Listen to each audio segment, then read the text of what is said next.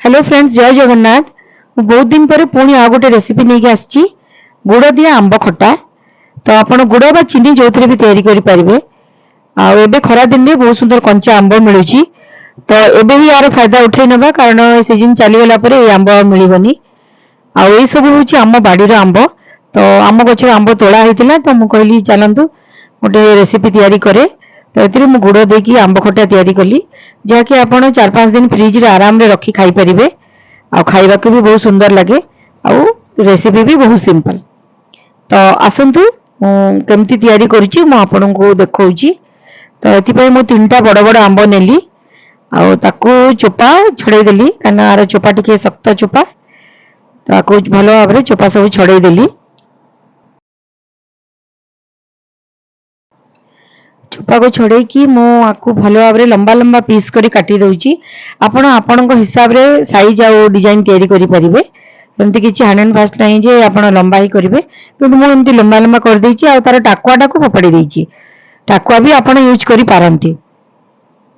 तो एबे ताले गुडे पेन नबा। तो पेन रे मु किछि रिफाइंड ऑयल नेली, आपण सोरिष तेल भी यूज करि परिबे। तो रिफाइंड ऑयल रे मु टिके कला जीरा आ सुखिला लंका पकई देथिली। आ वीडियोटा को मु शूट करी हेलानी, किछि असुविधा अवश्य तो डिलीट हो जाइछि। तो सेते मु आंब दे देली, तापरे लूण हल्दी देई किछि समय घोड़े रखी दबा। तो फ्रेंड्स, मु वीडियो को मूलर शेष पर्यंत देखंतु। आपण मानको जदि भल लागुछि कमेंट करंतु, भल न लागिले भी कमेंट करंतु, जहा फଳରେ मते किछि आईडिया मिलिबो कि मु आउ केमति इंप्रूव करि परिबी। आ मो चैनल को लाइक शेयर और सब्सक्राइब करंतु।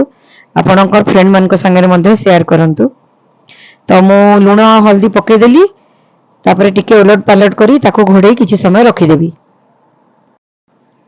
एटा होची भोजी स्टाइल आंब खटा। खरा दिनिया भोजी मानकरे एमती गुड़ दिया खट्टा मीठा आंब खटा तैयारी करा जाए, जाके खाइबा को बहुत भल लगे।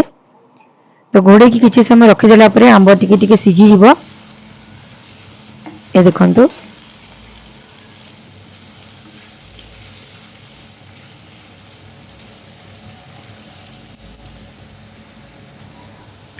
तापरे मु एथिरे गुड़ पकई देबी। गुड़ को टिके टिके छेची देइची, किछिटा खंड खंड रखीची, ना किछि समय से गरम रे ही मेल्ट हो जिवो।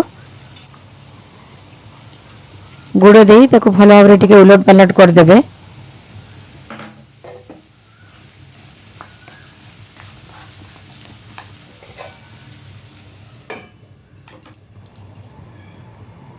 तापरे देखिबे गुड़टा मेल्ट हो आसला परे, आउ आंब टिके टिके सिझी आसला परे आपण सेतिरे जीरा गुंड, भजा जीरा गुंड आउ लंका गुंड दे देबे। लंका राग आपणकर स्वाद हिसाब रे लंका गुंड देबे।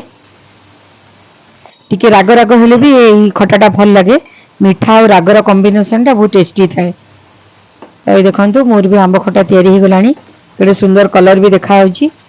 आउ देखिबे आपण गुड़र हिसाब रे कलर भी डिपेंड करे। जदि गुड़ टिके देसी कला गुड़ अच्छी ताले खटार रंग भी कला दिखे देखा जाए, डार्क देखा जाए। गुड़ जदि टिके सफा भल ये गुड़ अच्छी, खटा भी बहुत सुंदर देखा जाए। और जदि चीनी पकाउछंती ताले कलर टिके व्हाइटिश आसे, किंतु टेस्ट सेम। गुड़र टेस्ट टिके चीनी अपेक्षा बेसी भल लगे। आ टिके हेल्दी ऑप्शन मध्ये, चीनी अपेक्षा गुड़ टिके हेल्दी। सुगर पेशेंट माने मध्ये खाई परिबे। तो हमर खटा एबे प्रस्तुत हो गला। बाड़ी देबा एबे खटा। देखंतु केते सुंदर देखा होची, कलर भी बढ़िया होची। आउ खाइबा को भी बहुत भलो टेस्टी हितला। तो आपण माने भी तैयारी करंतु। एबे कंचा आंब मिलुची, कारण आउ मासे परे आउ मिलिबनी। तापरे आपण पुनी अफसोस करिवे काहे कलिनी बोली। आ तो आपण माने एमती मो पारे करंतु। एटा बहुत सिंपल। आपण बेसी समय भी लागिबनी, किंबा बेसी किछि मसला ए सब दरकार पड़ेनी। आराम रे घरे घर ही सब बाहरी जीव मसला आपण आराम रे करि परिबे। आ 3-4 दिन कोन 1 वीक भी आपण जदि रखिबा को चाहिबे ताले रखि परिबे। तो मो चैनल को सब्सक्राइब करंतु, लाइक करंतु। आ एमती नुआ नुआ वीडियो मु नहीं आसीबी। आ केमती लागिला फ्रेंड्स? जय जगन्नाथ।